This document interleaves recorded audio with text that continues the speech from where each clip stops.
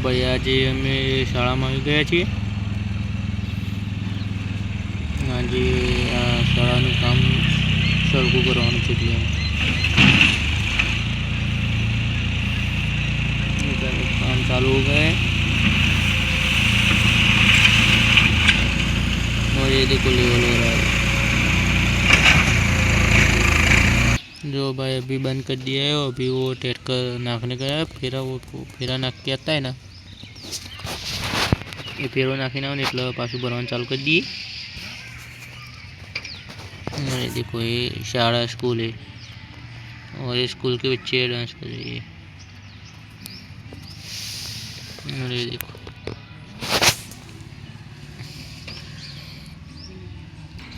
जो भाई टेट कराई गयो तो फेरो भरવાનું ચાલુ થઈ જાય। टेट कट થઈ ગયું છે, ભરવાનું ચાલુ થઈ ગયું। जो भाई फेरो भरવાનું ચાલુ થઈ ગયો और ये देखो फेरा भरा रहा है।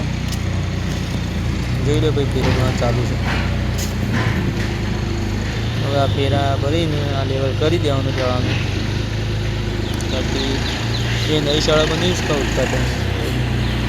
जो भाई फेरो भरવાનું ચાલુ થઈ ગયો છે, ભરાઈ રહ્યો એટલે પછી આપ બીજા વ્લોગમાં મળીએ છીએ। આટલો પૂરો કરતા આજનો પેટથી નવો વ્લોગ બનાવશું।